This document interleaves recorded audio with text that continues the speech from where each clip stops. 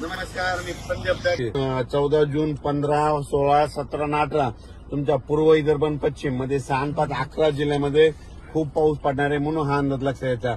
ह्या शेतामध्ये पाणी सतरमध्ये 14 ते 18च्या दरम्यान म्हणून हा अंदाज लक्षात घ्यायचा.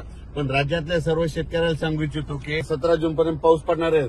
पण विदर्भामध्ये मात्र विदर्भातल्या खास करून शेतकऱ्यांसाठी अंदाज दिलाय की विदर्भामध्ये मात्र उद्या 14 पासून 14, 15, 16, 17, 18 पर्यंत खूप पाऊस पडणार आहे. ज्यांचे शेत तयार आहेत नंतर तुम्ही तुमचा पेरणीचा निर्णय घ्या.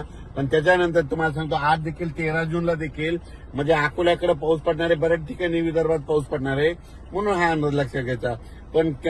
पण काय झालं, काही भागामध्ये पाऊस पडले नाही. तर तुम्हाला सांगतो विदर्भामध्ये 14 तारखेपासून चांगल्या स्वरूपाचा पाऊस पडणार आहे. 14 जून ते 18 जून त्या दरम्यान 6, 5, 11 जिल्ह्यामध्ये चांगला पाऊस असणार आहे म्हणून हा अंदाज विदर्भातल्या शेतकऱ्यांना लक्षात यायचा. विदर्भ त्याच्यानंतर पूर्व विदर्भ, पश्चिम विदर्भ, दक्षिण महाराष्ट्र, उत्तर महाराष्ट्र, कोकणपट्टी, खानदेश, मराठवाडा म्हणजे सगळ्या विभागामध्ये म्हणजे आजपासून ते 17 जून पर्यंत दररोज वेगवेगळ्या भागात ठिकठिकाणी पाऊस पडणार आहे.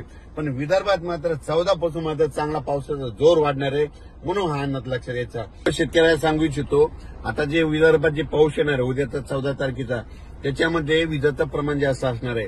माझी सगळ्या शेतकऱ्याला विनंती, विजा कडकडत असताना झाडाखाली थांबत जाऊ नका.